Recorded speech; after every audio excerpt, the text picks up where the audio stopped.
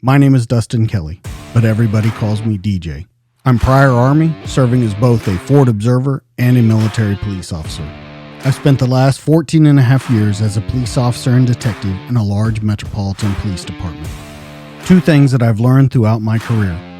One, everybody has a story to tell. And two, the best stories are true. This is the DTD Podcast.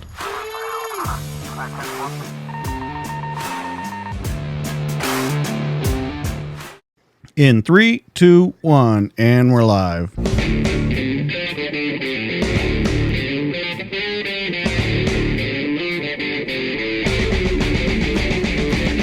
What's up, everybody? Welcome back to the DTD Podcast.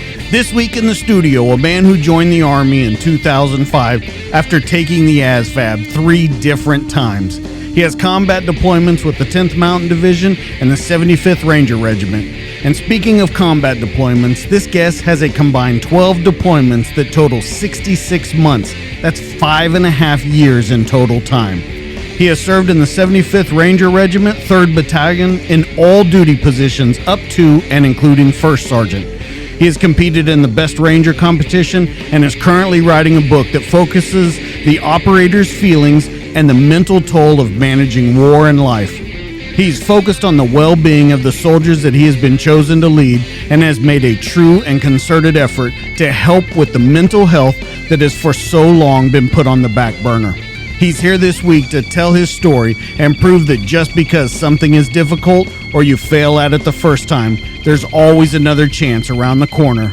Please welcome Jason Belford. What's going on, my friend? Hey man, how you doing? Glad to be here. Yeah, I'm glad you came on, and we have a lot to talk about. And you know, starting out, we always start with the family, and I want to start with yours because you always say you don't blame it on your past and stuff, but you had a rough coming up. I want to talk about that, and I want to talk about the different influences in your life. First off, let's just talk about the learning process with you, school, and things like that, and what you really found troubling about school and about learning kind of at that time. Yeah, so I grew up in a small town. Grew up very poor. My mom was a single mom. Me and my sister dealt with alcohol in her own life and some drug issues early on.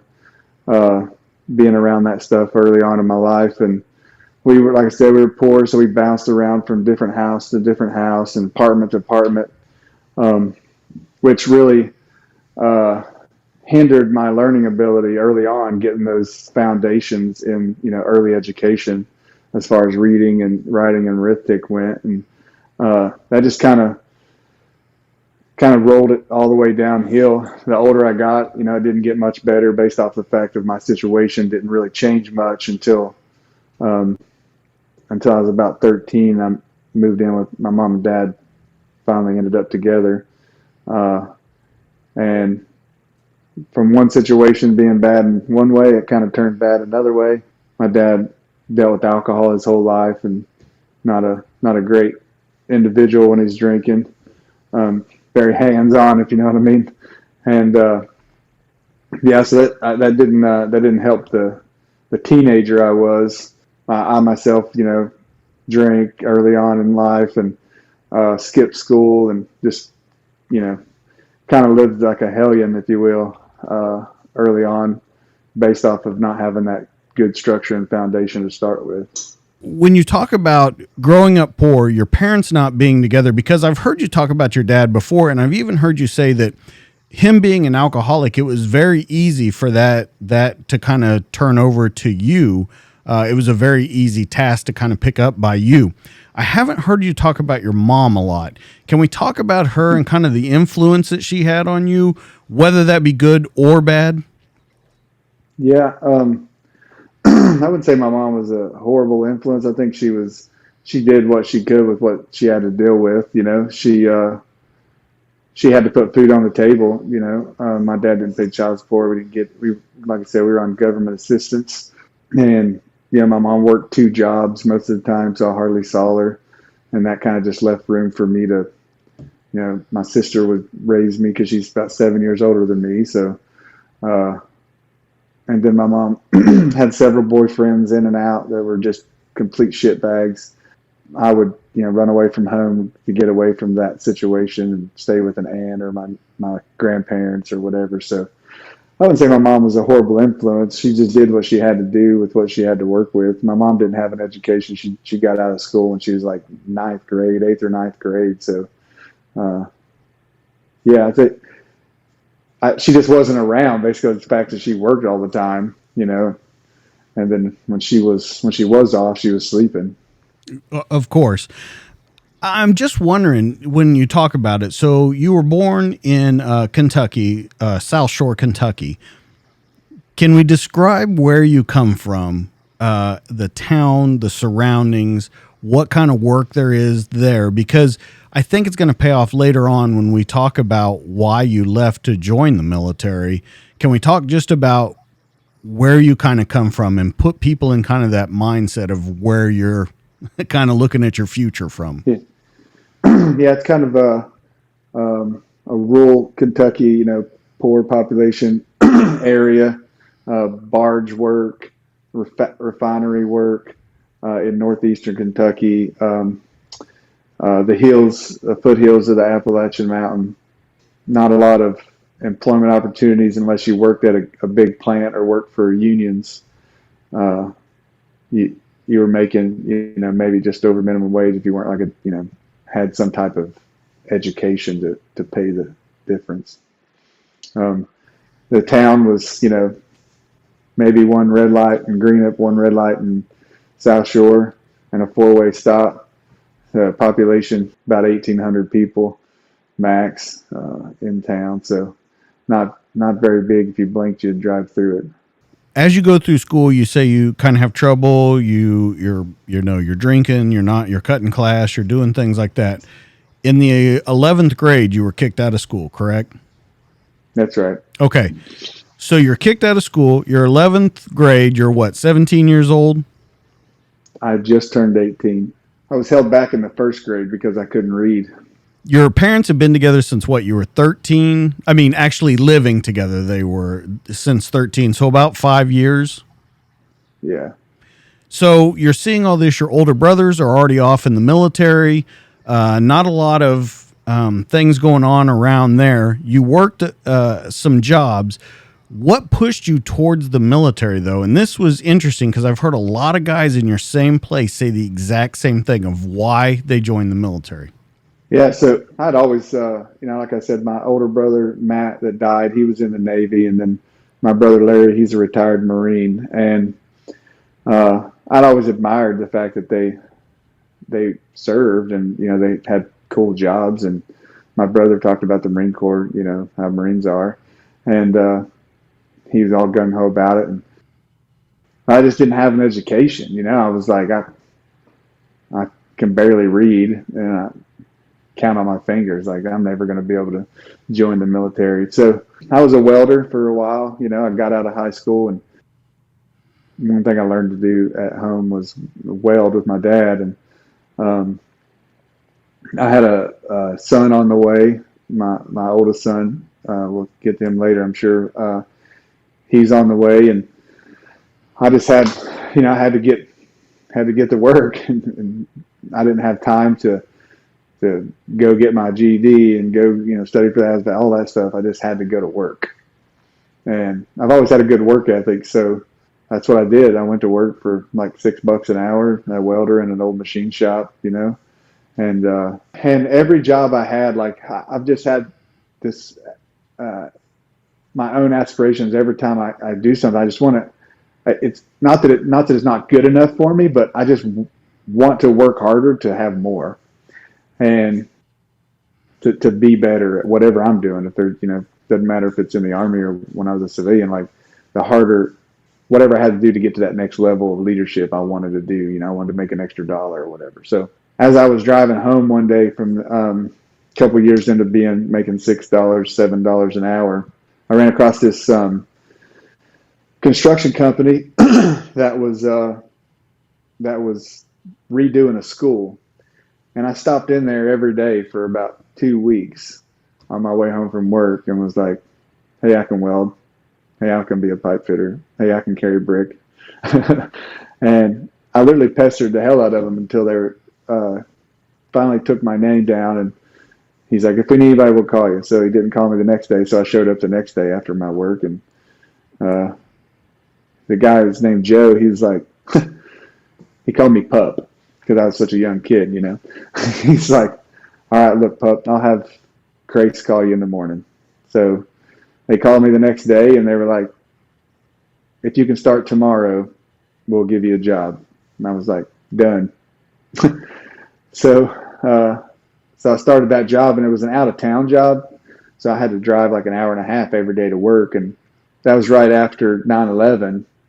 Driving, it was probably around 2003 is when I started my GED stuff. So I'm driving home one day from work, and I hear the song Letters from Home come on. After I heard that song, like I felt like what I was doing didn't have a purpose, and that I could do so much more for so many more people in my country, and I should be doing that, whatever it is. And right now I'm just kind of wasting time. I kind of kept it in my back of my head for a while, and like you do in jobs like I was in, you get laid off and you draw unemployment and you go back to work, so on and so forth. And I got laid off, and I pulled up to the red light in Ashland, Kentucky, and how they have like Army, Navy, Marines or whatever, and the one-stop shop. Yeah, whatever. So I went in there and I went straight to the Marine Corps guys because that's really all I knew because my brother. And I was like, hey, I want to be a Marine. He's like, you got your high school diploma? And I was like, no. He's like, well, you'll never be a Marine. And I was like, let me see it. So I was like, well, all right, well, there's that then. So then the Army recruiter's like, hey, we'll take you with the GED. And I was like, I don't have one of those either. And he's so he's like, just come in here and talk to me, buddy. So I went in there, and I don't know how they do it now, but back then you had to take like this little like ASVAB predictor or whatever on the computer, and if you got a green dot, you passed, and you could go on to MEPS to take that real test. If you didn't, you got like, hey, you need to study to practice for the ASVAB. And I got done taking the test. He's like, man, you need a lot of help, bro. I was like, well, how bad is it? He's like, how bad is it? He's like, well, out of 13 questions, you got one right. And I was like, damn it. I was like, I felt like that was pretty hard. So my first ex-wife, I went home and I told her, I was like, hey, I want to join the Army. And she's like, really? And I was like, yeah, I'm going to join the Army. And I was like, I need to get my GED first, and I need you to teach me math and teach me how to read. I can read I could read blueprints back then, welding blueprints. Of course. But like as far as like reading, I remember I took the like adult aptitude test before I took the GED test, and I scored like between a 4th and 6th grade level on reading comprehension. So that tells you where my reading level was at. So every day I'd come home from work. So I went back to work. I got another job, but like a couple of days later they called me back, and every day I'd come home from work and she would have like study guides out for me, and she's really smart. So she would be like, hey, this is all the math that you're doing, and then these are your sight words, if you will, like kids do. And we literally started at the basics and went all the way through. And then Kentucky has the education center for you got to study at. For back then, you had to go there for like a month before they'd let you take the test to show that you were, that could do it. So I had to study with her to even get to the level to be able to go to the Kentucky Education Center to do the thing. So I literally started at the bottom of the barrel, but I had a rough time, man. Like I would get so mad, like I would crinkle up the papers and throw them fucking across the house and scream and yell and act like an idiot, and be like, this is stupid. I can't do this, And she'd just sit there and be like, when you're done, we're going to finish this. And so we finally got through it, and I went to take the GED tests, and lo and behold, I failed. So instead of getting a manila envelope in the mail, I got a letter telling me that basically try harder next time. But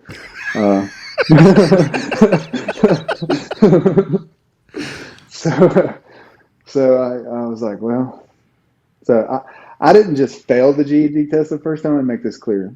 I completely bombed the GED test the first time.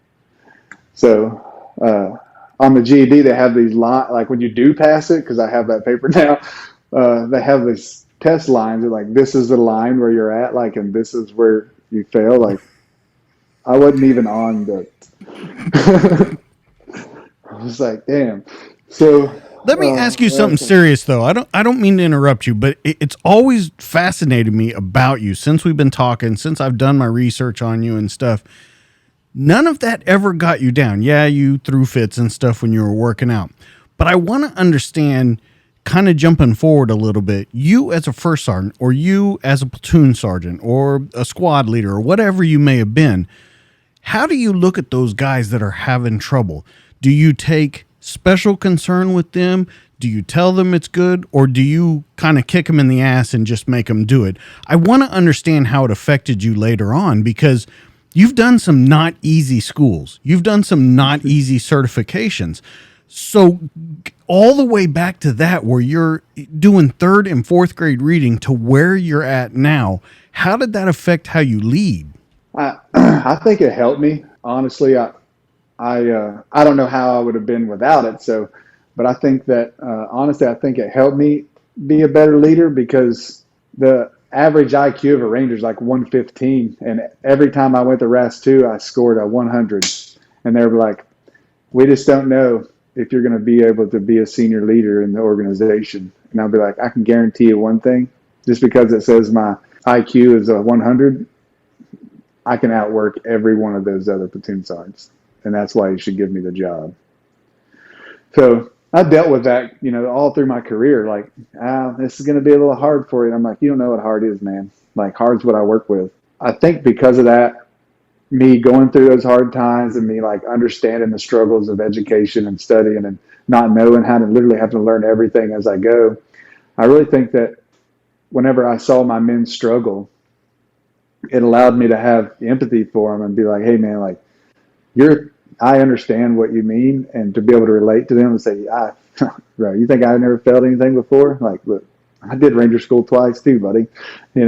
I did sniper school twice too. Like, whatever it was, like, I was able to relate to them, whether PT tests, like, look, dude, I've broken both my ankles before and had to rehab and failed a PT test before. Like, all those things I was able to relate to them, which allowed me to show empathy and be understanding of like where they were.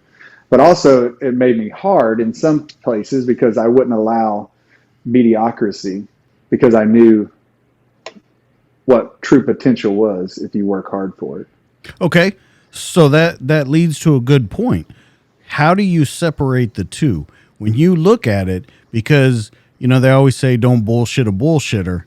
With as hard as you've worked, it's going to be hard to bullshit you about if someone's really performing at the top of their level. So when you looked at it throughout your career, how did you sort it out and kind of filter out the best and point out the worst? One thing I tried to do is get to know each one of my Rangers individually, and have an understanding for like their families, or like what they were going through. And I would do PT with them on my own, like squad. Like when I was a platoon sergeant, I'd do PT with each squad, and then I would get to learn that squad and that squad leader and that team leader and those guys. And the good thing about the Rangers community is, like, you can tell when Ranger like isn't cut from the same cloth, or he isn't given 100%. Like, those are pretty two distinctive traits that you're able to decipher in the Ranger Regiment. But the one thing I did was, as a leader, is like, just because you weren't a pipe hitter and kicking in doors and putting explosives on gates didn't mean you couldn't serve us in some fashion. So if you could be a better RTO, like I'll be like, hey, let's look at moving you into this job and see how you perform there, because you can't multitask well, but if you have one task, you perform at it very well. So I think that if your only task was to control the radio, I think you'd be good at doing that. If your only task is to feed the 240, then I think you'd be good at doing that. Like whatever, being able to kind of get to know each and every one of your guys and understanding them was a big deal for me. Do you ever get blowback from other leaders for that? Because they could say they're not, I guess they would say they're not doing their full potential. If they can't multitask and they can't serve all these different mission sets for us, they're no good for us. Yeah, I've fallen on my sword for probably a few people I've been Probably burned by. Yeah. But at the end of the day, like if I believe in somebody, man, I just see your potential, and I don't believe that you're performing to 100% of it. Like I'll fall on my sword and do everything I can to get you up to where I think you can be. And if you give 100% and I can tell that, I don't care that wind or hill. I'm going to make my own way, and my leadership will speak for itself. So as far as like reaching down and grabbing one of the guys and pulling him up, like I didn't care who I pissed off along the way, as long as I was trying to help the dudes. It's all about the Rangers for me. Like as a leader, like I would always, I was a very good subordinate and a leader at the same time, because you got to be a good follower to be a good leader. And I try to always do whatever the mission was or whatever the task was, but I also try to shield my guys from the nonsense as much as possible too. Like I said, we're going to kind of jump back and forth. With your brother joining the Marine Corps, he got out as a master gun, right? Yeah. Combat meteorologist. So he worked with a lot of JSOC, special operations, the MARSOC guys. And you saw that. Now, your brother was in the Navy. From what I understood, the brother that died was in the Navy. They brought him home from Iraq, and he had leukemia. Am I following down the right story? Now, they brought my Marine Corps brother home from Iraq when my oldest brother died of leukemia. Okay. So when you saw his kit, and I've heard you talk about that, and that's where I got a little confused. So when you saw his kit and you saw what he was doing, did that stoke that fire a little more in you? Yeah, it definitely did. And before my brother died, he told me, you can do anything you put your mind to. And he said, I've watched you grow for so many years, and you overcome so much with so little. And I believe in you, and I always will. And don't ever let anybody tell you can't, because I always know you can. I've heard that voice. I gave my farewell speech of my last first sergeant position. It's kind of very neat, because my brother has been my voice for the last almost 20 years to get me where I'm at today. And before I started my speech, the first thing I did was tell him we made it. How important was that, having the older brother that was in the Marines, but also having the older brother that believed in you, not really having that father figure, not really having that mother figure? Your sister kind of raised you. How important was it for that man to be in your life? When my oldest brother died, it broke everything inside of me. I turned into just a shitty person. I was the alcoholic. I followed down the old man's footsteps, if you will. Like, I drank all the time. I always had a drink in my hand. I didn't have a care in the world about anything. Like I said, I just had to. I woke up basically to that song, and on my way home from work one day, and I kind of heard that song, and the only thing I could think about in that song was like, what if I was writing that letter to my brother? It's crazy that a song can have that much impact, but it really did for me, and turned a page in my life. Is it because you wanted to be a better man, or was it because you didn't want to fail him, or was it a kind of amalgamation of both of them? It was both. I hated, this is going to sound weird, I hated laying in the ditch doing dirty work, freezing my ass off, and making no money doing it, and just being disrespected every day at work, because I was the 19-year-old on the job site. And the last guy to get picked on the soccer team, for everything because I'm a young dude. And I just hated going to work every day, and I felt like I was like, there's no way this can be how the rest of my life is. And I was like, I just kept saying to myself, like, I gotta get the hell out of this place. Did you say it to anybody else though, or are you just doing like inner dialogue? Because it's funny to me. You said you heard that song and you thought about it and you kind of kept it in the back pocket for a while. And then when you actually told your ex-wife that you were going to join the Army, it like came out of the blue on her. She was like, "You're going to do what?" So were you talking to anyone about this, or is this just conversation to yourself? That's pretty much inner dialogue. I told my dad I wanted to join the Army one time. He told me I was too fucking retarded. They don't take stupid people. So I was like, I take fucking idiots, and there's no way you could stand somebody screaming in your face. So you're going to have to find another job. Maybe you'll be a better plumber. After that, I just never told anybody else. I just kept it to myself, and, like, man, hold my beer, watch this. Yeah, and you definitely did that. I thought it was funny when you said you didn't like being in a ditch and being cold, because I'm sure that never happened as a Ranger. So I know. I was like, yeah. I guess you weren't being disrespected as much, maybe shot at, but not disrespected. So as you join the military, you have a couple options. I think they offer you Cav Scout and they offer you infantry. You think Cav Scout is riding horses and things like that. You do, yeah. To kind of shorten the story down, you do go to the infantry. What's interesting to me, though, is as you're in basic training, you do pretty good at PT, and they offer you a Ranger contract, correct? That's right. But once again, you go and something happens and you get shipped off to somewhere you don't want to be. So can we talk about that? Because I feel like you're used to adversity by now, but I have to figure out, and I want you to tell me where we're at in this conversation where you just go, fuck, can I catch a break? Let's talk about basic, you coming in, infantry, and then having that Ranger contract and kind of pissing it away. Yeah, I mean, literally pissing it away. So I graduated basic training, got that contract, and I was shipped off to airborne school. A couple of the buddies that I went with didn't pass the PT test, and where Subway is now, and they got this little gaming center over there. It used to be like a full hall and a full-on bar, basically, and buy pitchers of beer for $3 a piece. And, at the time, like, all those guys are like your boys, like we've been through so much together, like, and so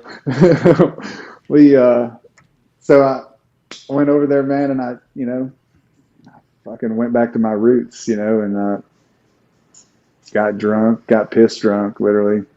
I woke up in formation the next morning with no shoes on, because apparently the night before I'd pissed in somebody else's, so he took my shoes. So I was standing in the formation with no shoes on, so that usually don't start the very first day of formation after the PT test very well. So yeah, they pulled me in the office, like, what are you doing, guy? And I was like, got drunk last night. I was honest, I was like, and I'll never forget this, because this will come in later if we get to there, but this dude, I wish I remember his name, but he's about 5'5", jumps up on his desk, right? He's got me parade rest. He's an E7, E6 or E7 at the time, and he jumps up on his desk, and he's got me locked up at parade rest, and he's fucking screaming at me, telling me how big a piece of shit I am, and how he's like, you'll never come back to airborne school, and you'll be a leg your whole life, and there's no way you'll ever graduate this course, and da-da-da-da-da-da. And I was like, Roger. I mean, I didn't know at the time. I was like, well, I guess I've ruined this part of my career,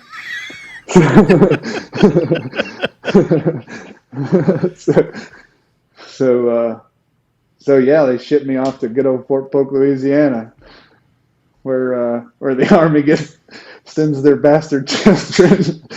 So but I tell you what, the Lord works in mysterious ways, and I spent a long time trying to do things my way, and I think I'm on a different path nowadays in my life, and trying to kind of listen to Him a little more now and let Him guide my way. But every time I try to take control of my own life, it went that direction.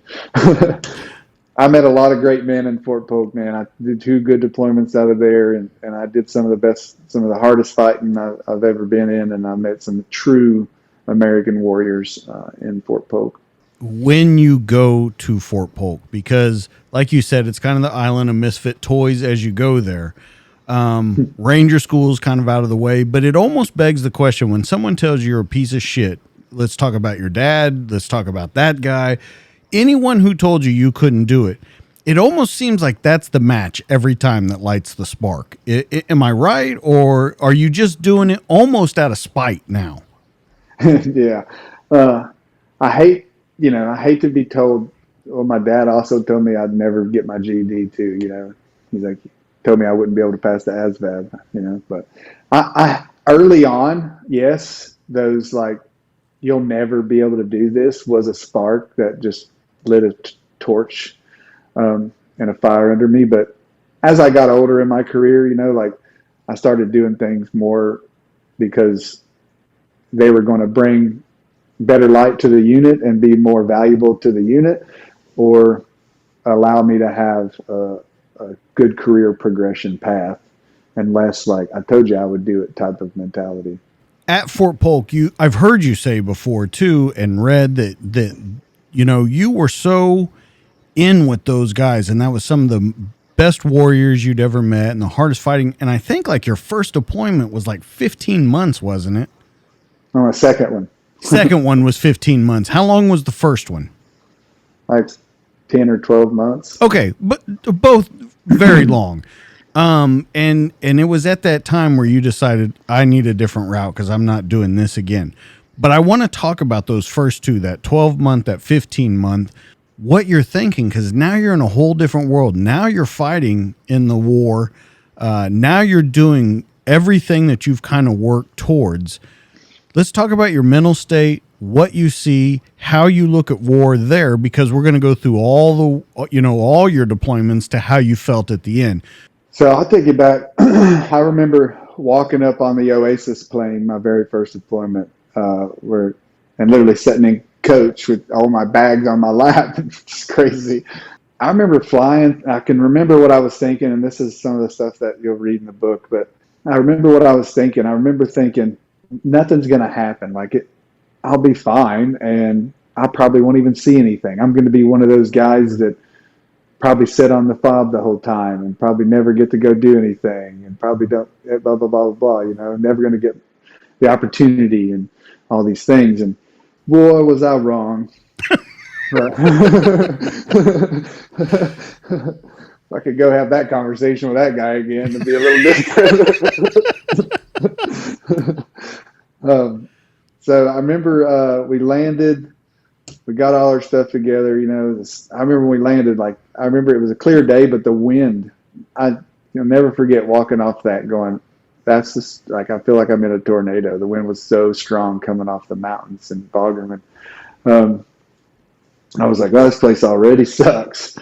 And our stuff was blowing everywhere. And then we had to wait on some helicopters to take us to Logar. And it was just it was pretty quick back to back. And I can remember thinking where's my weapon? Do I have everything? Where's my ID card? All those things, all those checks, where's my magazines? Where's all those little checks, every time, because we picked up and moved our stuff 100 times. And I was just so worried as a private. I was so worried about leaving something and losing something right off. Where's my nods at? All those things, especially when we got all of our gear to go to our outpost. But no, so we got there. We got into the Balo Bowl. We replaced the 173rd out of there, and talking to those guys. So we coming in on these, the most amazing uniform that the Army had ever came out with, the ACU uniform. Insert pun and joke there. But so it looked like walking gravel roads, and these 173rd guys are bitter. Man, they've been here a year. They're dirty. I'm like, where's the shower? And they don't have one. Yeah. Where's the shitter at? Well, they don't have one of those either.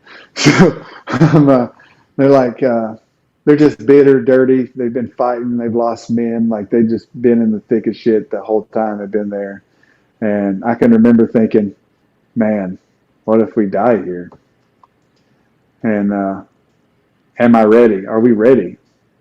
I was like, I don't know. I did one live fire. I've only been to the range one time.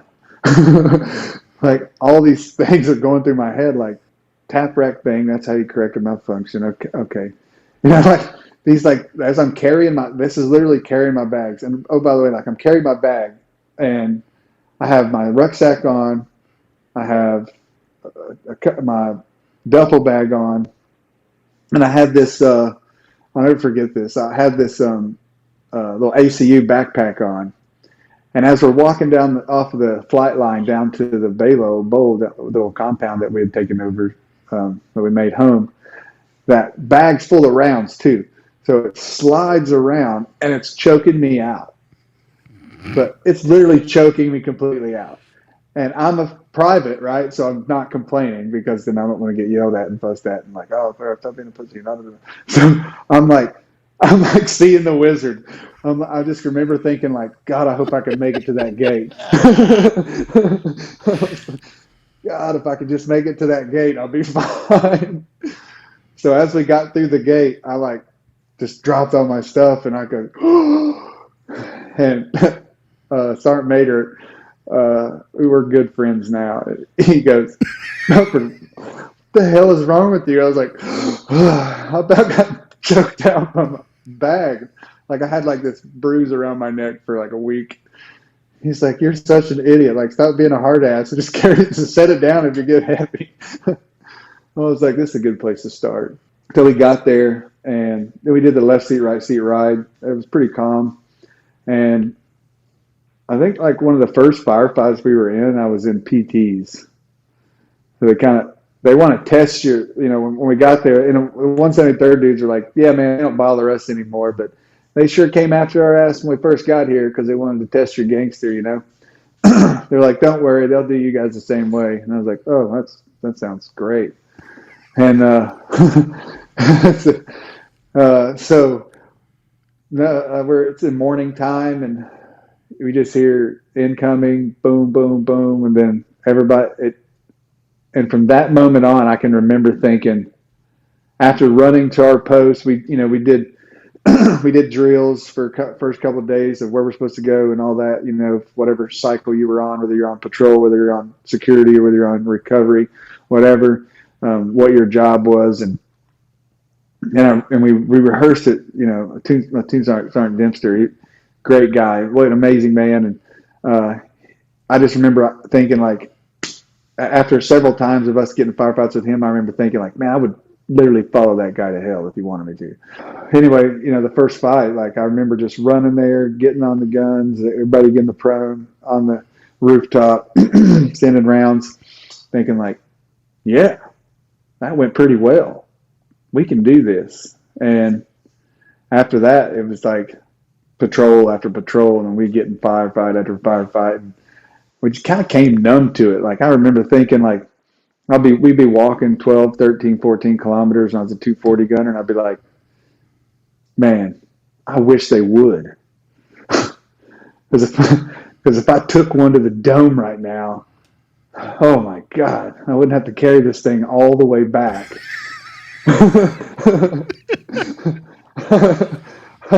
We all had talks like that too. It was like we would just, like, we had so many rounds on us. We carried so much ammo and mortar rounds. Like, even the 240 teams carried mortar rounds. So when we would go out and walk, but I remember we would rucksack flop, and we'd be like, all you guys carrying M4s are security, dude. Piss on you.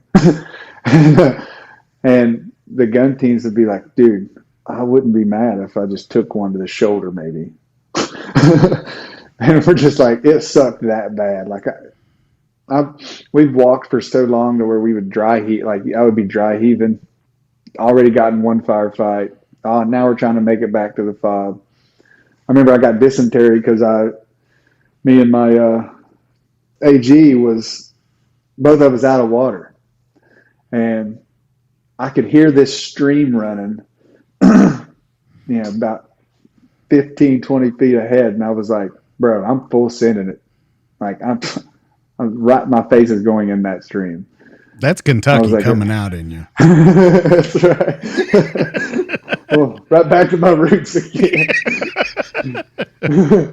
You can take the boy out of the country, but you can't take the country out of the boy.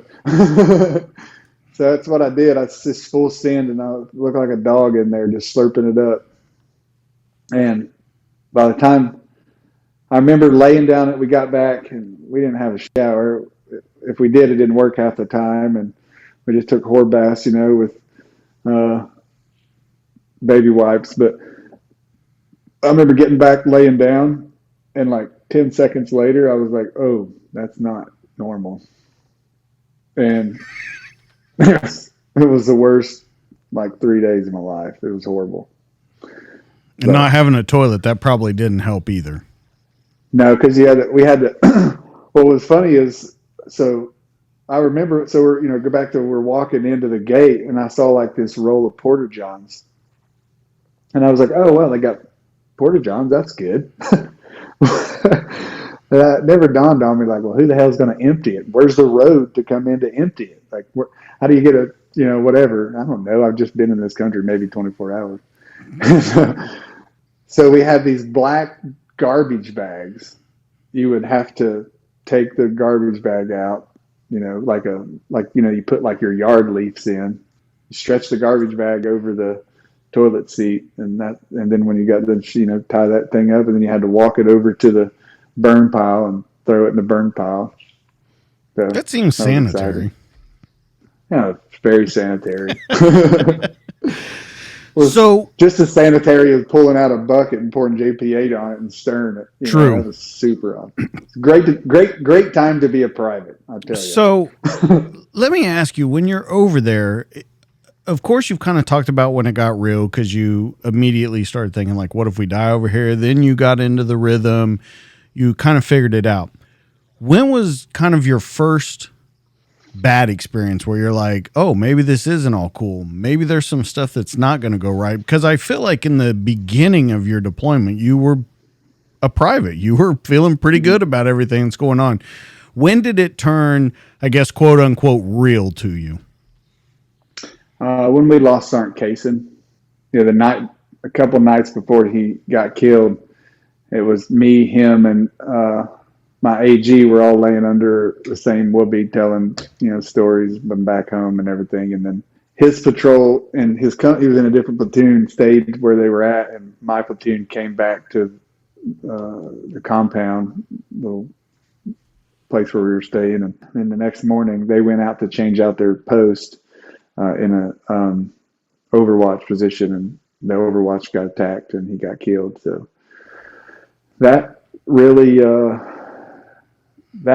set it in stone this, because before that I'd probably been in 10, 15 firefights, and we would go out and look around, and there would be blood, or you'd see chunks of stuff, laying on the ground, but they would police up their own. So we're well, we hit something,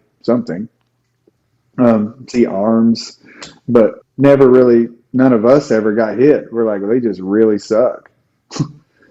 Until one of us did, and then that's when it kind of set in stone. We're not playing, man. This is a real deal.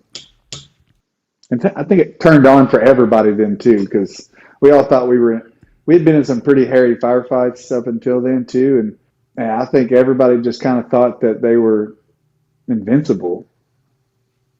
That me and my AG Ferris, we were talking about this the other day. We were in a big firefight, and these rounds just ripped.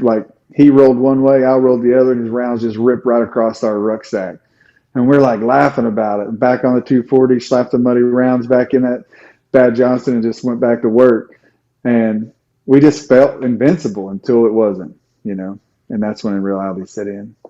Everything is going okay there, not great because of the stuff. Now, how far are you into your deployment on this when he is killed? For probably 5-6 months, maybe. Okay, so about half the deployment. I want to know how things are going on back home. And the reason I bring this up, because I'm going to talk about your marriages and stuff as you move throughout your career. How are things back home? Everything's going great there. You feel like you're part of a team. You're really doing something. But how is it back where you got to go to? I felt like everything was right, but I mean, we only got letters every once a month, and we could hardly had any internet connection, and so we didn't really talk much for what's going back home. But I do remember. So we go through the whole deployment. We don't really talk to your spouse very much. You get letters and stuff in the mail and care packages and stuff, but you're not much conversation. From what I can tell, things are going okay at home, and the kids are good. I'll jump forward a little bit. We're on our way home, and we stop in Kurdistan. Now, remember, I'm not real good in math, but I do remember that I was like, by my calculations, I made pretty good money compared to what, for the time I've been gone.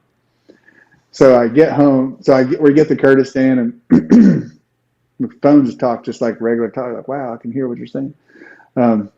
So they had this little store, and they had this fossil watch. It was like fossil watches were like big back then. And it had a blue lens on it, and I thought, wow, that's the coolest watch ever. Like, I've never been able to buy a watch like that. Buying it. It was $75. I can remember this like it was yesterday. And I buy it, and I'm like, yeah, man, I got my solid watch. Always wanted one. So I call home. I'm excited. I'm excited to be able to tell my wife, like, I just bought this awesome watch in Kurdistan. Go figure. So she's listening to me talk, and it's fun. I can laugh about it now, but I wasn't laughing then. But I have a feeling this story's about to take a turn. So I'm like, oh, hey, it's good to hear you. It's good to talk to you. Blah, blah, blah. It's an awesome time. And she's like, I was like, I bought this awesome watch. It was only like $100, $7,500. Like, we're good. And she's like, don't buy anything else on your way home. I was like, why? We'll talk about it when you get home. I'm like, no, we'll talk about it now.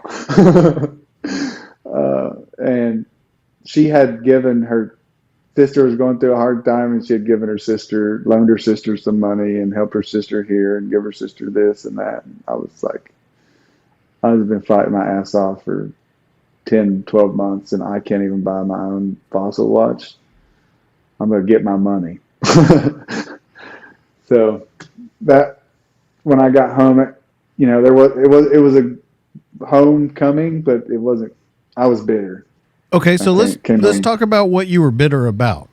I was bitter, that I had this this whole like she didn't have any bills while I was gone because she stayed at home most of the time with her mom and him. We got rid of my apartment on post, and so that point by that was so we could save more money, and then I come home damn near broke, and I was like, what? I was like, this is like stereotypical movie here. Like, she had never had that, the women had already been married like 4 or 5 years, and we had never had any money. So at the same time, like, she was spending it just the same. And I'm a little more mature to look at it a different light now, but then I was really upset about it. That caused a big ripple in our marriage.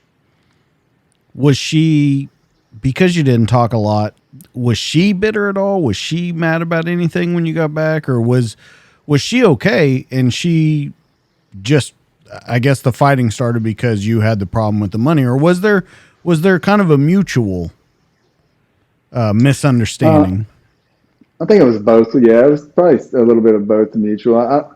I came home wanting to go right back into being dad and being the man of the house, and she'd been running shit for almost a year, so pump the brakes, buddy, But I was young. I was young and hard charging, and like felt like I was like, I'm a warrior now. Like, I just had like that mentality. It was not a good one. I was not easy to cope with back then. I wasn't understanding, if you know what I mean. Like, I was a young and dumb. So how old are you? What, 25, 26 right now? 25. Yeah, 25. I graduated Ranger School when I was 28, so yeah, 25. Okay, so you're 25. You've done your first deployment. Kind of think you have the world by the balls. By the way, I want to say real quick, you had always wanted to buy a watch. When I was in the Army, I'd always wanted a pair of Air Jordans, and I bought them, and they were the worst tennis shoes I've ever bought in my entire life. And I think I wore them twice and got rid of them. It's funny though when you talk about that, when you look back on your career when you're young and what you think is so cool to buy. I will never do that again. You do this deployment, you come back, there's a little bit of trouble, but you have another deployment still on the rise, right? You still have a 15-month one, and you got to do train up and all that kind of stuff. So I'm almost wondering, you've got to be more mature in the look of what you're doing going over there, but you also have to be more mature in the look of, well, shit, I went over there and I thought this money was going to be here and everything was going to be taken care of on the home front while I take care of that. There's got to be a whole new stressor for you now looking at this next deployment. While I was training up, I didn't help that much I went to sniper school, pre-ranger, airborne school, 2 JRTC rotations. Like I didn't help that very much by building a stronger foundation before I left for 15 more months. But when I left that time, we were on better grounds, and I knew I was going to be gone longer, so I did the whole thing where you put so much of your check into this thrift savings plan before, and then you can draw it out whenever you get back. So I went that route. Probably a wise decision. What rank are you when you go back? Are you E4 by now? When I went back, I was an E4, and I got promoted to E5 while I was there. So you're making even more money now. Now, other than that, other than having a bigger position, things like that, when you go back on this second deployment, we talked about your first guy when you're going over there. Man, nothing's going to happen. I'm this guy that's not going to see anything. Now you've seen shit get real. You've lost friends. You know what it's about now. What's your mind state going back over there? Because I got to think it's different. Yeah, and whenever, we went during the surge in Iraq, so we were expecting it to be the worst of the worst, and that deployment wasn't horrible. We had a little bit of contact, and we did some really cool stuff, but it wasn't as kinetic as the first one was. Afghanistan was horrible, but Iraq wasn't as bad. What were your thoughts going over there, though? Because this is during the surge. 07, 08. 07, 08. Okay. So as you go over there, are you in a different position? You still on the guns? What are you doing differently? Because you're getting promoted over there, too, which means you're getting more responsibility, which I'm thinking they probably gave you a different job. I was a sniper. I was on a sniper team, scout team. I was a scout when I went to Iraq. We did sniper hide stuff for a while, and then about halfway through we transitioned from doing traditional sniper hides to looking for IED facilitators and bomb planners and all that type of stuff to SKTs, like small kill teams, where he worked on TST missions, time-sensitive targets, and that's where I gained my momentum back to be a ranger when we started doing those type of missions, because we had the asymmetrical warfare group come in and teach us how to do all of that stuff and how to set up our building and our computers and how to train. They trained our team and how to detain people and how to enter and clear rooms and the right way and how to do a call out and all this stuff. And we started going on these TST missions, and we would show up at some of them and there would be flashbangs in the floor and blankets burning. And I was like, what the hell? And one of the guys that was an AWG, I was like, has Americans already been here? And he's like, oh yeah, it was Rangers. The guy, they missed the target, and that's why we came back to see if he came back. And I was like, well, I want to do that. He's like, man, if you want to do this the rest of your life, that's where you need to do it. And if you want to do it with the best men in the Army, you're going to have to go to 3rd Ranger Battalion. I was like, sold. Did you tell him the first time I went to airborne school, I drank and showed up with no tennis shoes on? So I didn't get that far. you decide to do this. I also have heard you say though about that deployment that it was 15 months. I think you took a break. I think you took R&R at like 12 or 13 months, right? Right at 12 months. Yeah, right at 12 months. So this is 2 years that you've been away so far. And you said, I'm not doing this again. I will not do this again in my Army career, which is a crazy thing to say because right now you're big Army. You don't really control that. I don't know necessarily that you have control over it when you're in the regiment or anything, but you said, I'm not doing this ever again. And you said, I'll make sure that that happens. Is that the main motivator behind going to it? Or was there a higher purpose? No, I really enjoyed the Army at that moment. I enjoyed the mission and I enjoyed, the camaraderie and the success I was having. And I felt like I was finding myself and my purpose and getting away from what I'd came from. So I didn't want to get out of the Army because going back, I was thinking like, I'm going to go back to that. And I can't do that. So I was like, I'm going to selection. I'm going to go be a Ranger. Like one way or the other, I'm getting the hell out of this. And if I don't, then I guess I'll just get out of the Army because there's no way I'm leaving for 15 months again. And my buddy Connor and I, I went to Ranger selection and he went to SF selection. And he had a great time on his team, but he tells me all the time, he's like, dude, I wish I'd have went your direction. He's what Rangers were doing early on in the war till 2013 was what set the war apart. I gotta wonder though, when you do this and you become part of this select group, because once again, there's failure in here. We should not leave that out. We got to pepper that in there. That there's a failure from Ranger School. You make it through. Did you get hurt at some point too? Yeah. While I was in regiment, I've been hurt several times. I've had knee surgery, broke my ankle, had 2 collarbone. I got a 10-inch rod goes across my clavicle. Had 2 shoulder surgeries. Yeah, I've had a couple injuries. Yeah. So I almost wonder whenever we talk about you going over to the regiment, you getting your feel for life, this is what you want to do. You say you found yourself, but I always wonder when I'm looking through your story and stuff, if you really found yourself or you just found that one part of yourself that you like. And I know with the book and stuff, you talk about balancing family and military and all that kind of stuff. So can we talk a little bit about that? If you really found who you were or you just found one piece of who you were? I found an identity. Okay. I found a home, if that makes sense. Like, absolutely. I found like family, men that, would give anything to see me succeed, and men that would, not having that good father figure, men that like cared about you, your success, and like asked how you were doing, and are you okay? Like I found a home, I found a family, friendships that I'd never had before in different places, and it gave me a purpose. So when I say I found a piece of myself, I built my identity around being a Ranger, and that really burned me in hot after down the road.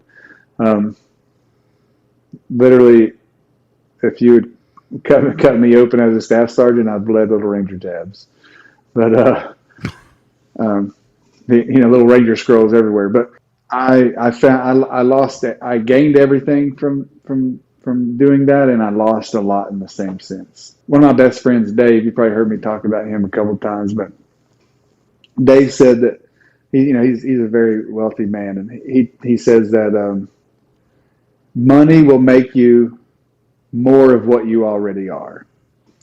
So if you're rich and you're an alcoholic, you're going to be rich alcoholic who can drink more and then probably lead to something else. If you're rich and you're a super nice guy, you're probably going to give more, be more, and be more frugal. Money, if you're not mature enough, money will make you more of what you already are. And I didn't really understand what that meant until I applied it to like my career. I don't have any, I don't have any money. So I had to apply that to my own life, and kind of being a Ranger made me more of who I was as like when the Ranger switches on, fucking hard charging, no left and right boundaries, always in the gray area. We'll figure it out. And by that, I lost a lot of like time with my family because I put myself first, the career first, the regiment first.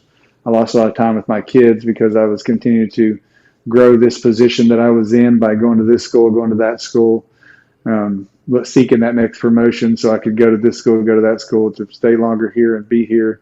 And the more I got out of Ranger Regiment, the more I took. I was like, heck yeah, this is it.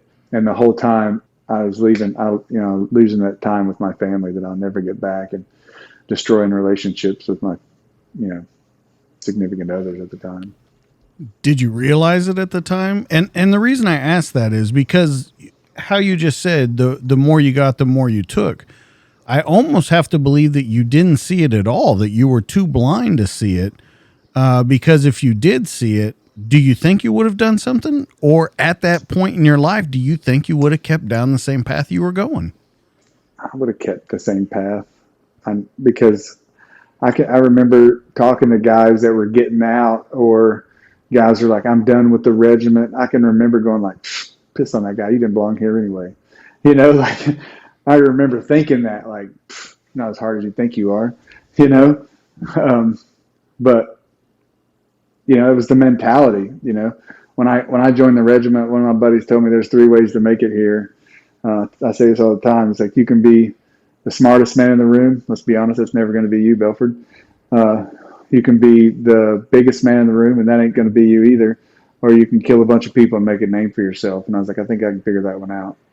And I started that moment to write my own legacy.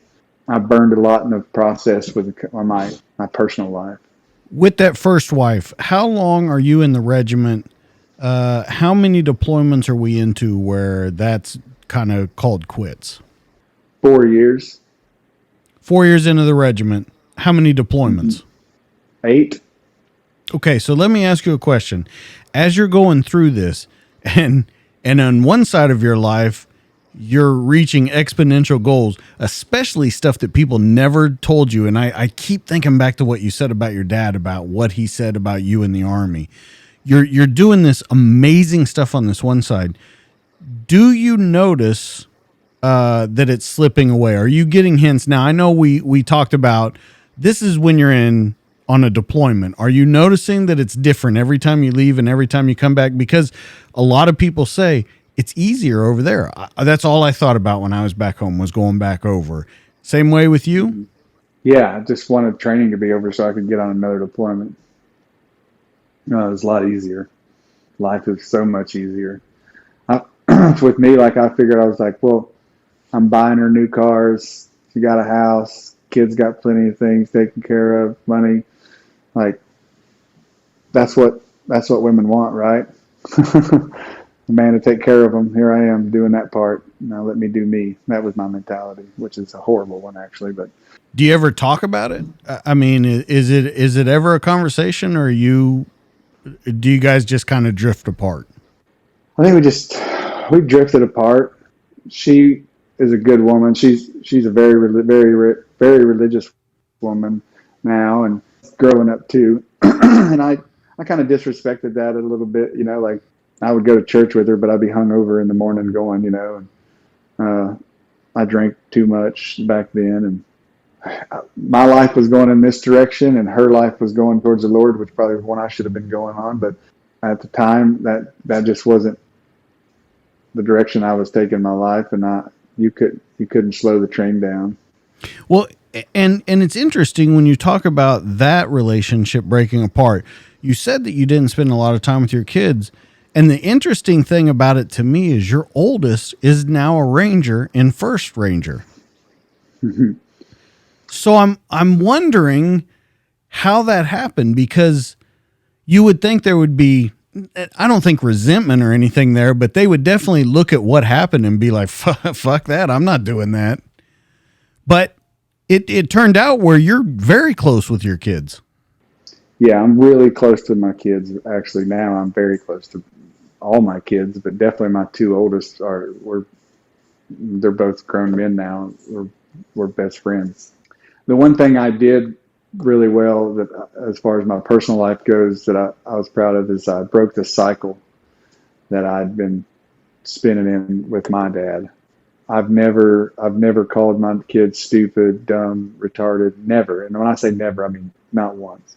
I've never done anything but believe in them and everything they did, whether it be from afar or whether it be, me being a pitching coach for my oldest son on the team. But everything I did with my kids, I always supported them 100%, and always have their back, and always their biggest fan and cheerleader, no matter what it was doing. If they're on the dance team, they're the best dancer. If they're wrestling, they're the best wrestler. Whatever that is, to as many baseball games or wrestling matches or dance recitals or all of that stuff that I could always be at, or church rehearsals or whatever, divorced. My main goal was to break that circle, from what I went through as a kid. And I made the time that I did have with my kids quality, the best I could.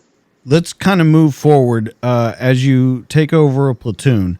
I want to kind of approach the mental state where you're at right now. You've seen a ton of stuff. You've been through a divorce. I don't think you get married. Do you get married right away, or is it a little while later? I jumped out of the boiling water right onto the frying pan. Okay. It's always nice to have you explain it. So you go right into it. Now, this is a blended family, and I want to point out that you have 7 kids total between the 2 marriages, correct? That's right. Yeah. Well, I have 6. I adopted 2 from my second wife. So I have 6 kids now, but she had an older son. So you get into this, for whatever reason, and I don't even know if we can get into that, why you do that, but you continue down the same path that you're doing. You've seen a ton. You've been through, I think we're up to almost 10 deployments by now, either 8 or 9, 10, somewhere around in there. You've seen the world. You've seen everything that it's about. You've got this identity. When you look back on your career, is there anything that you saw in your mind where the mental health started sliding a little bit? Yeah. 2010, after I lost Jay and Ronnie.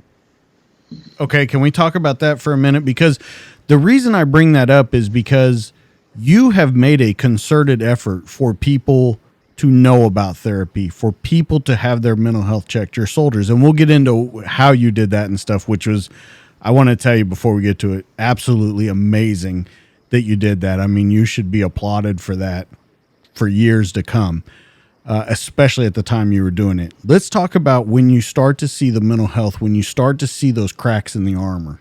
So after we lost Jay and Ronnie on the 2010 deployment, we were there. We watched it happen. It was a big deal, and it's just been hard on all of us. But Rangers are trained to what's the next mission, and we just rode hard right over to the next one and to the next one, and we got home, and it finally hit. Most of us, I think, when they weren't there. We did the memorial for them, and just it was just so surreal. And I drank a lot. My oldest son, I stopped drinking a lot in front of my kids because my oldest son saw me drunk one time when he was probably about 8 years old, or 9, maybe 10, I don't know. But he saw me drunk one time, and the next morning he said, how'd he say it? Would you never be that person again? Wow. You scared me. And that's all it took.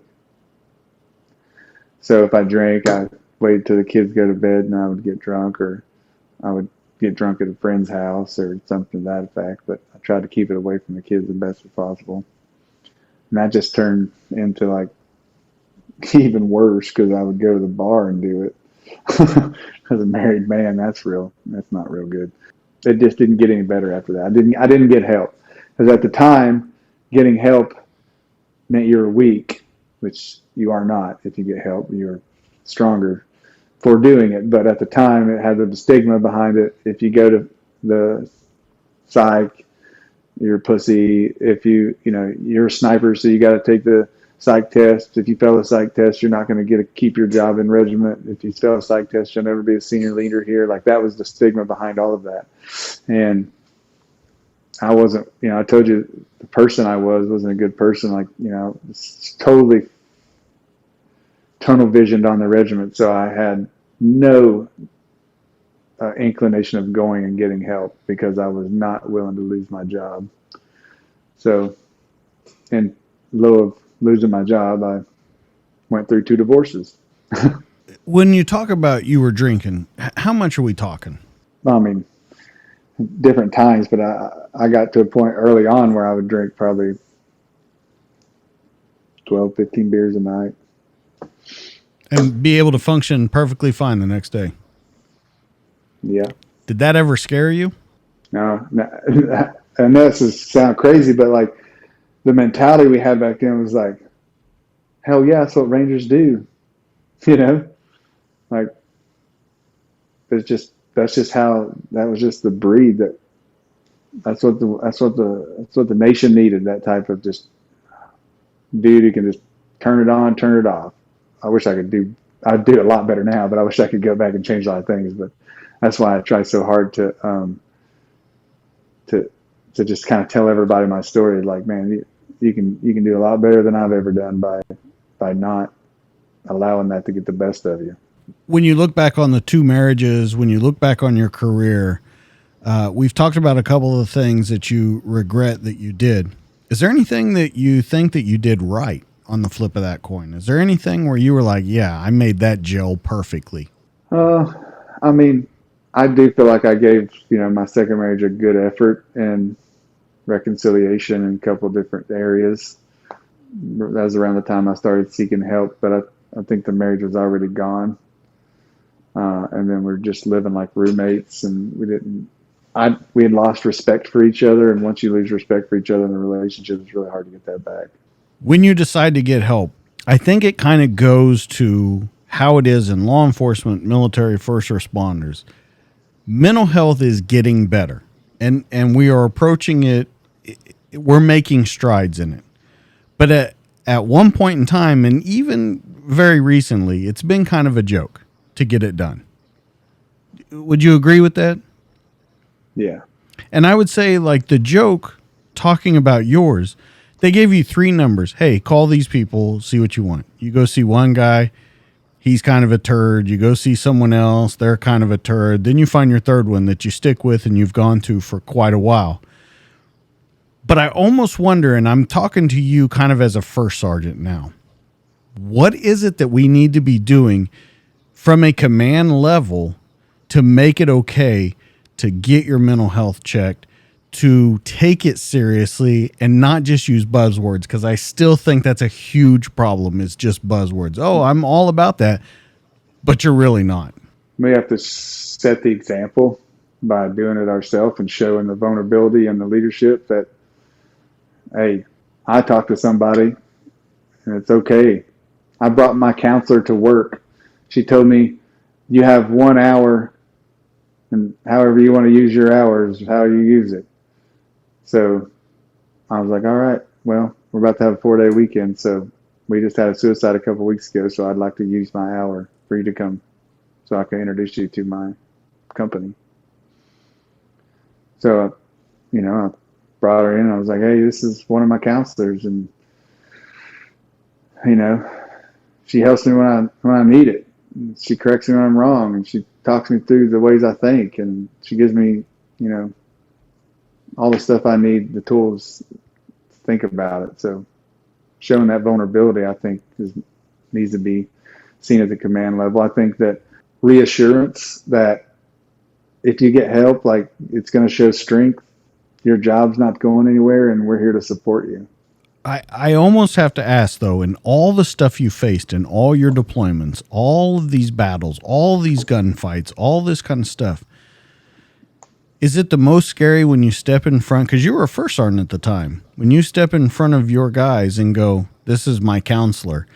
I know in talking to you, doing my research, that is not how you're built.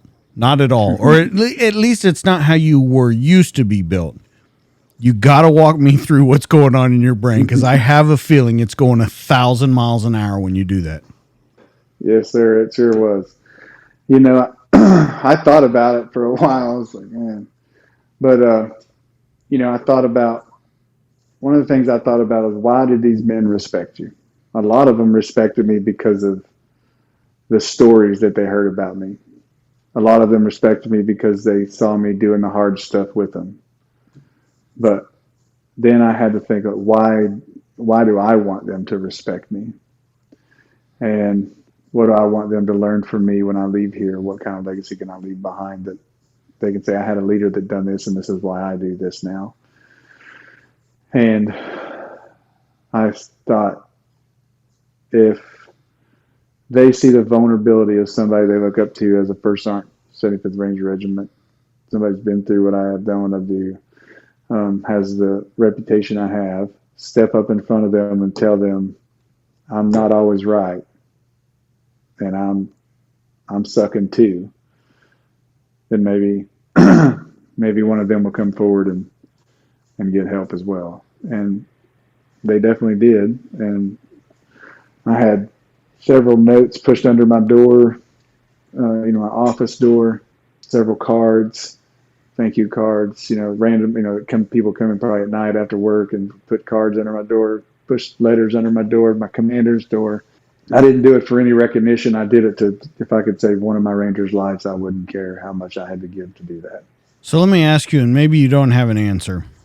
Why do you think suicide is so prevalent these days?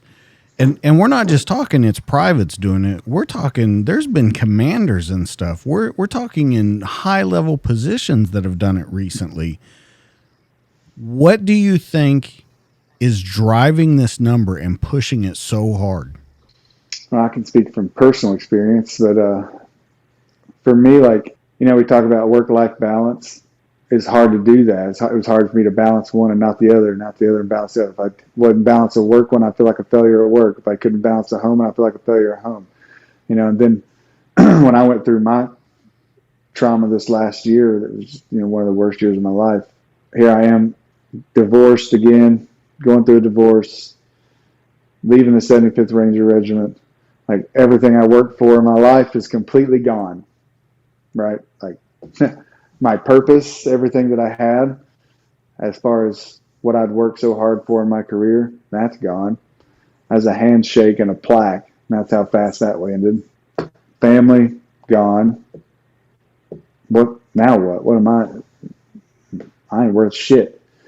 And that was just the mentality that I had, and it almost took my life, because I didn't have value. I found value in everything else. Value in my family, value in my job, value in other people saying things, whatever. But I didn't find value in myself. And I didn't have my own purpose and my own self-care. I cared so much about everything else, and I gave so much out, but I wasn't putting anything in. And whenever I lost both of those at the same time, I was empty. And I think that a lot of people have that same feeling, is they give so much because that's what we do. We give, and we're so hardened to receiving. When somebody calls me a hero or gives me a compliment, boy, I'm like, phew, duck that real quick. I'm like, man, you want to talk about watching me break a sweat? Like, my soon-to-be wife, my fiance Kirsten, like, super sweet. She's a sweetheart. She didn't have a mean bone in her body, and I don't think the woman's been mad a day in her life. But always tells me how great I am all the time, and I'm like, woman, like, stop, And she's telling me, like, So you've been given so much to everybody else, but somebody should be giving back to you too, and filling your tank up. But we put this mask on that doesn't allow anybody to fill our tanks up because we're too hard ass, we're too prideful, and we're too alpha male, if you will. And that's what pushes everything away. And that's what I did. I pushed everybody away and didn't let anybody else in. And then whenever I lost everything that I put my purpose in and found my identity in, I was empty on the inside. I almost wonder about it when you say it was all over with a handshake and a plaque and everything that you had worked for.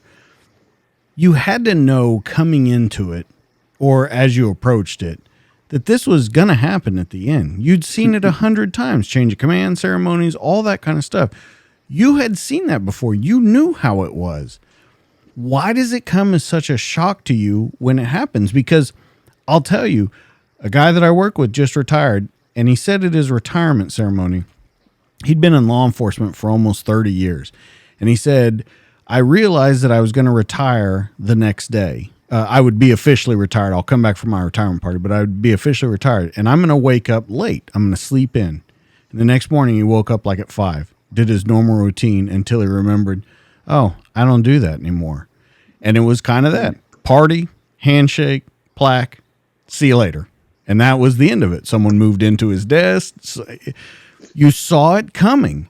So why is it for all of us such a shock when it finally comes?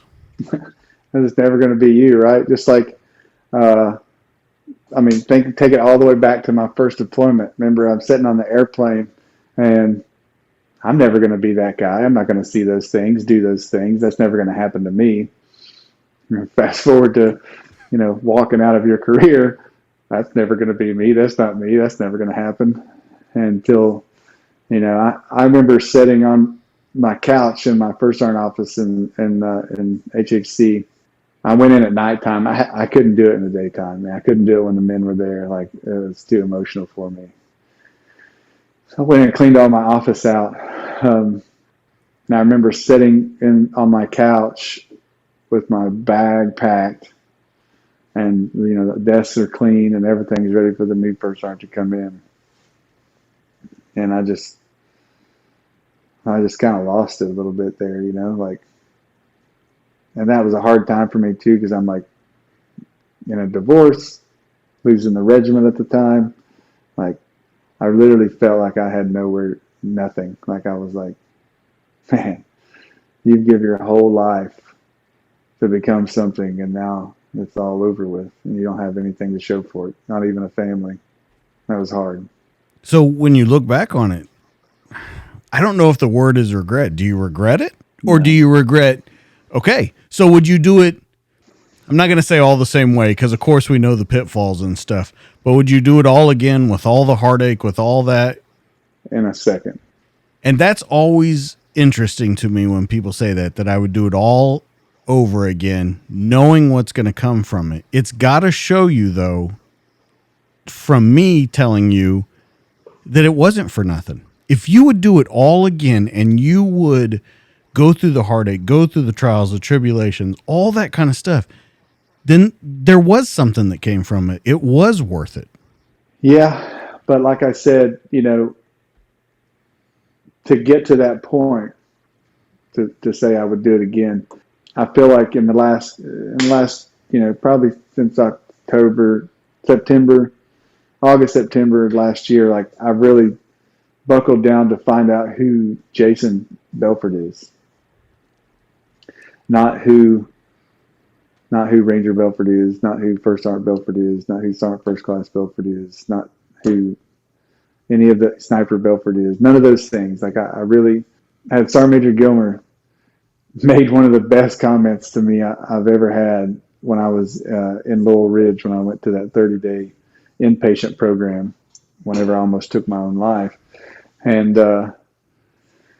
he said, "You've been called Belford your entire career. Each time you find out who Jason is."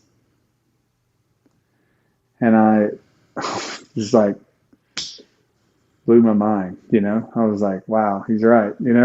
So I put a lot of faith in that. I put a lot of time and prayer into that, and I put a lot of effort, time into the Lord and prayer groups and church, and I know where my heart is and where I need to be. And I closed off myself, before I went to that program. I closed off myself to everybody. I didn't leave my house. Last year, this time last year, I was literally homeless. Literally. I was sleeping in my truck. I would sleep in my office at work. I would stay all night with one of my buddies on post.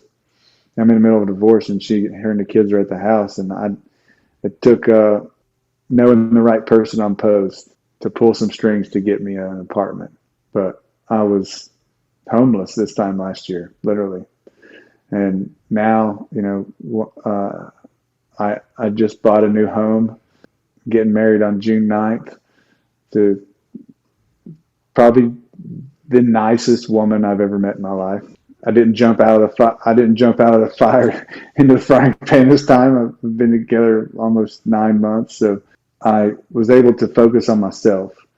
And before I went into Laurel Ridge, I was closed off to everybody, like even my best friend, like Dave, and just completely closed off to him. And I would talk them on the phone if they called and be like, yeah, I'm good.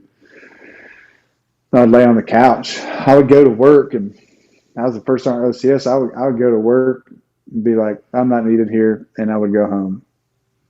I had no purpose to drive, and my life was destroyed, so on and so forth. And then I came home from the range one day, or from land nav one day, and literally, like, I was in uniform. I walked over to my table, pulled my pistol out, put it in my mouth, and pulled the trigger. And it went click. The one place I thought had abandoned me took me under their wing. The regiment got help. They sent me to Laurel Ridge on their dime. They have never turned their back on me one time since that day. And they've taken care of me through the whole process of me on my way out. And it's at the moment when you don't think you have anybody. This is what I learned. It's at the moment when you don't think you don't have anybody is when really you have everybody you've ever needed, and all you have to do is ask for help. And here I was, this like humble guy that could talk to his soldiers and be like, hey, look, First Sergeant gets help. But I couldn't even ask. When I was in my dire need of myself, I didn't feel like anybody cared about me. And another thing I would add is some things we can't fix when our bodies, and I learned so much about the brain and how, and chemistry, is when we get so depressed and we get so down, everything tanks. I mean, your testosterone levels, your cortisol levels, your dopamine levels, like all that stuff, like goes to shit. And the good old, like, I'm motivated, get hard, I ain't gonna fix it, man. And I was because of my background when I was a kid, being around drugs and seeing that shit, like I hate drugs, and I just couldn't do it. And I was so against, like, taking an antidepressant or something like that, and feeling like I was like some psycho or something because I take an antidepressant, But I take my medicine now every day. My life is completely different. The way I see things is completely different, as far as like my attitude, my demeanor is different. Like I'm not depressed. I'm not anxious. And, like my counselors will tell you, like, you're not going to be on that forever. It just takes, your body is so tanked out at that point, to that low. At that point, it's going to take about a year to get everything kicked in and running the way it should be again. And we'll get there. But I just tell people, like, don't be afraid of that, like, don't be afraid of, I was always worried, like, oh, I don't want anybody to see me here at the aid station getting my medicine, If we don't take care of ourselves, you only get one body. You got to run this thing until you put it in the ground. And we got to take care of that the best we can. And mental health is, in my opinion, one of the most important ways to take care of yourself. Because without your mind, nothing else works. I do meditation. I do positive affirmation in the mornings when I get up. I have a mantra that I say to myself every day in the mirror when I brush my teeth, every day in the mirror when I'm driving down the road. If I'm starting to think something, I'll start singing my mantra to myself. Like, all these things are like, I thought, like, oh, that's dumb. But at the end of the day, like, my self-talk and my self-affirmation is what I needed to fuel my own tank to be able to allow somebody else in and be able to give back to others, because I can give to myself too. So I guess it begs the question. You said you found out who Jason was. So, I mean, through all this conversation that we've had tonight, who is Jason? Jason is somebody who has a passion for helping others, a servant's heart. He, I enjoy, family and camaraderie. I enjoy seeing others succeed. And having something to do with seeing others succeed gives me joy. I think Jason's somebody who wants the best for everybody that's in his circle, and anybody that is in his circle, he'll always take care of.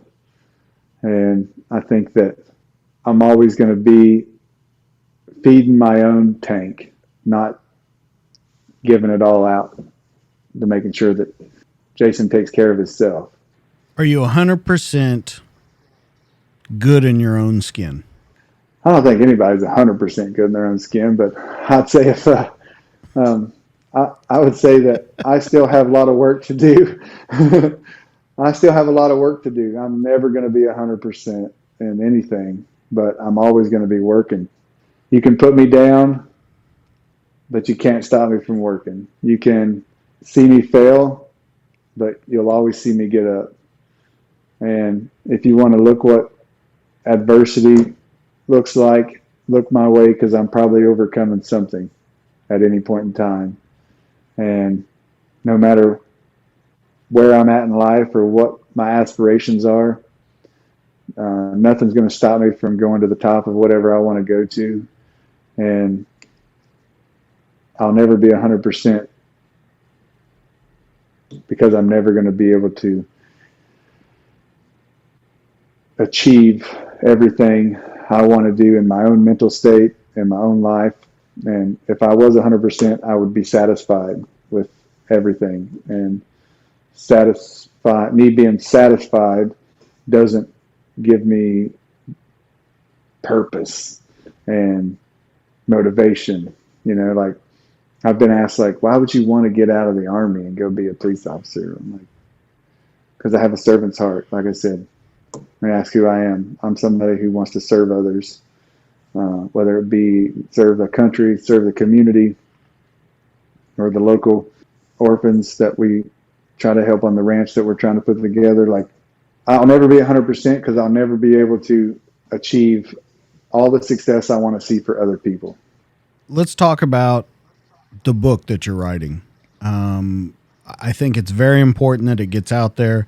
I think that it chronicles your amazing story that you've told to not only me, but some other people. Let's talk about it, how you got the idea for it, and then when we can expect it. My best friend, Dave, he's always like, man, you need to write a book. You need to write a book. You need to write a book. And I'm like, nobody wants to hear my story. And he's like, you're crazy, man.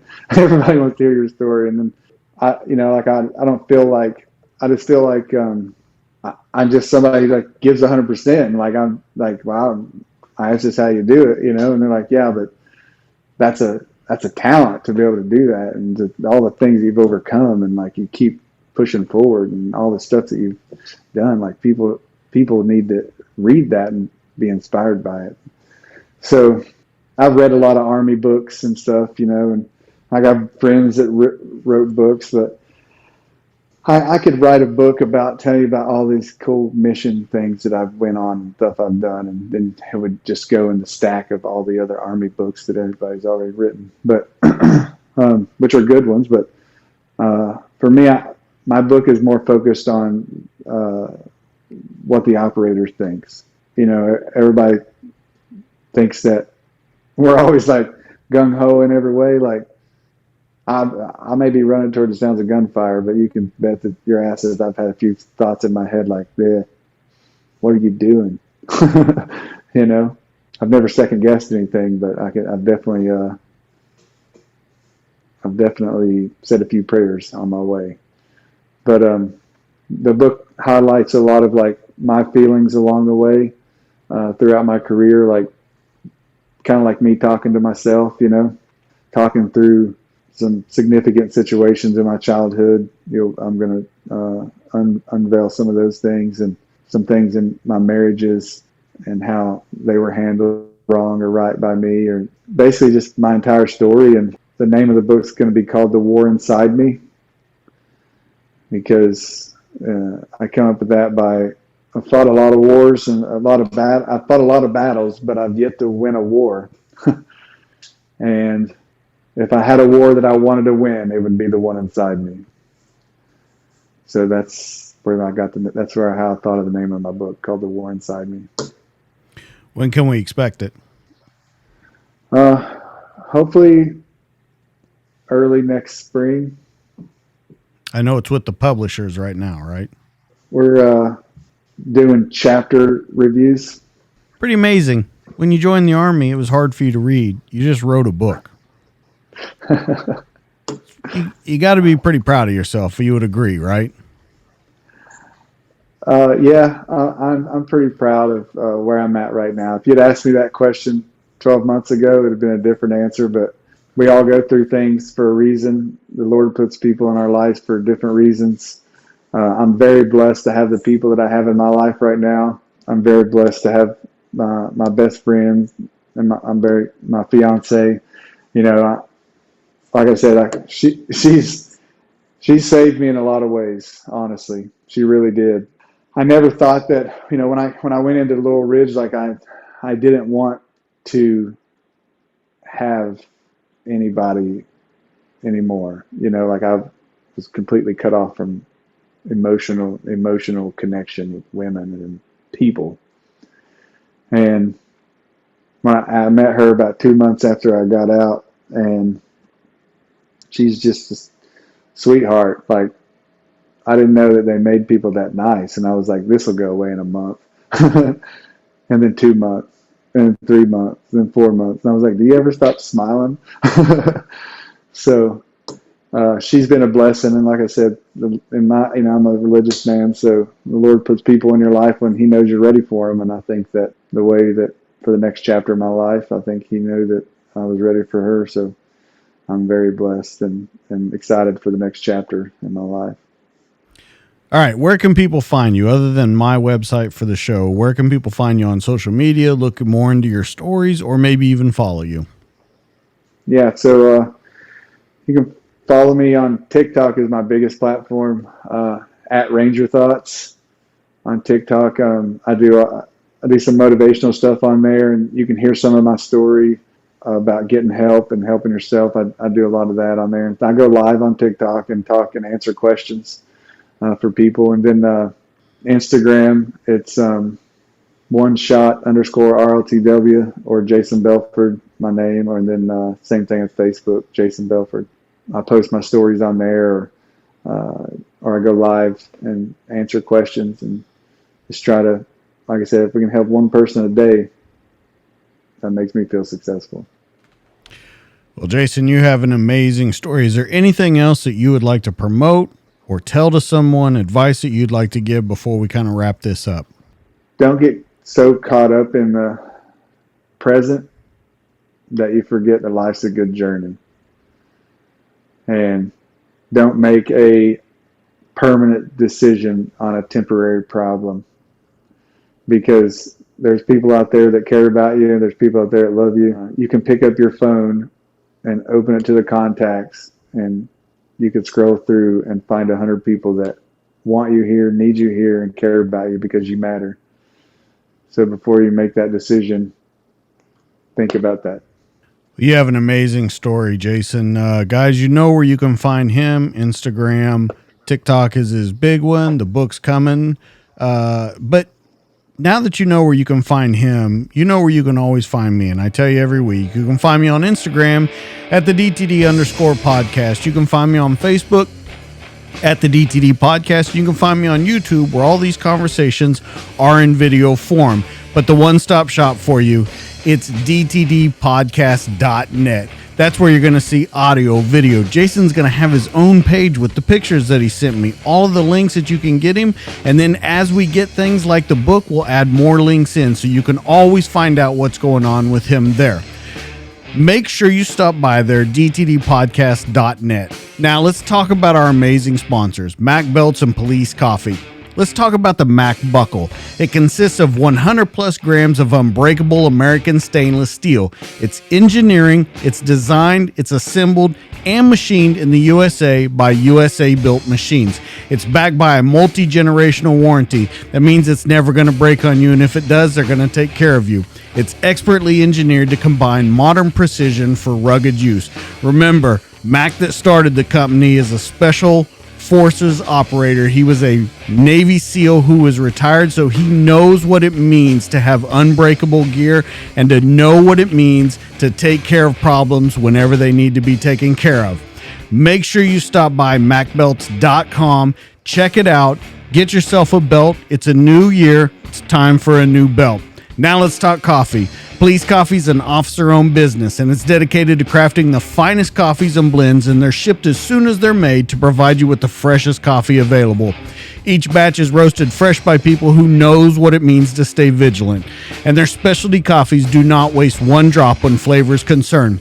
Their coffee's some of the best you'll find, but it also serves an important cause, and we talk about it every week. They give back to our community. 50% of their profits go towards helping family members of police officers who fell in the line of duty. And if you want to talk about flavor, let's talk about One Ranger. It's one of the best flavored coffees you'll ever have. It's a pecan flavored, and it has probably the best combination in the world. It's rich, it's sweet, it's nutty, and it's buttery. And the flavor cuts right through coffee's natural acidity. Make sure you go by policecoffee.com. Pick it up, and when you're there, DJ K10 will get you 10% off your order. Guys, that's going to be it for this week. Jason, I'm so happy that you came on here, and I appreciate you opening yourself up and telling people your story. Guys, that's going to be it for this week. That's Jason. I'm DJ. Catch us on the next one. We'll see you later. We're out of here.